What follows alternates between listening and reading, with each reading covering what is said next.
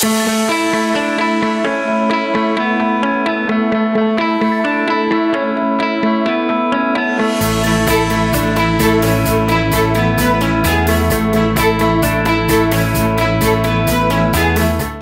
terms of becoming a better communicator. We've done this before, we're going to do it again. Communication still starts from within. Generally, the reason why I'm passive aggressive, why I'm mad, or why I'm hurt, it isn't really so much what you did. It's what I think about what you did. It's how I react to what you did. It's what somebody I learned a long time ago. It's old tapes, it's old messages. So when you do this, it puts me in another place. And I think this, react this way.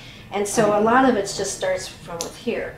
You know, that happens a lot in second marriages. We may make better choices in second marriages, but we also we've had certain things happen the first time around, and so the second person sometimes, you know, bears the brunt of that. They may say something, and we're used to those words meaning this. Well, they don't mean that with this person. So we react. So we have to, a lot of times, get out of our own heads and listen to the words and check things out. So if I've had a bad relationship and you and I are now dating and you say something that triggers something, now I owe it to you to say, okay, let me just check it out. Because sometimes when I hear that, it's meant that. And then you can say, oh, yeah, that's what I mean, or no, here's what I mean by it. But good communication then, to wrap up this little piece here, what's your view on intention?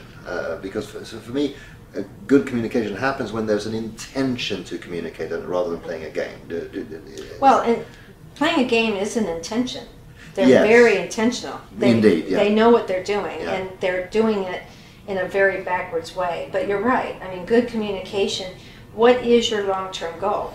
And most of us react. Most of us were never taught how to communicate. We don't think we have any power over it. We don't think we have any control. We just react. But understanding the assertive is what you want to be, and passive is when you don't say anything and you don't get your needs met and everyone's going to dump on you. And aggressive is when you manipulate, you use hurt, you use anger, you're using playing games to get someone to do what you want, and passive aggressive is going underground. Yeah. So really the bottom line is choosing to be honest and open with people and trying to surround yourself with people who will communicate in that same way. If you're in a situation where you can't get away from it, then all you can choose to do is react to their attempts to manipulate differently and continue to be assertive.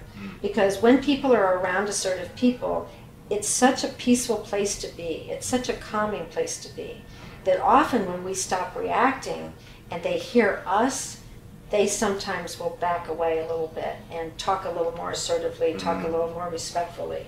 Yeah. But if we're in a situation where someone continues to play games, sabotage you, hurt you, punish you, yell at you, holler at you, scream at you, or refuse to even make a decision, then those are the relationships where if you try everything, apply this to business, it's big. Yes. Oh, business is huge. And sometimes people are in situations where there is no way to communicate to a boss, to a coworker, anything. And at that point, you're going to have to look for someplace else.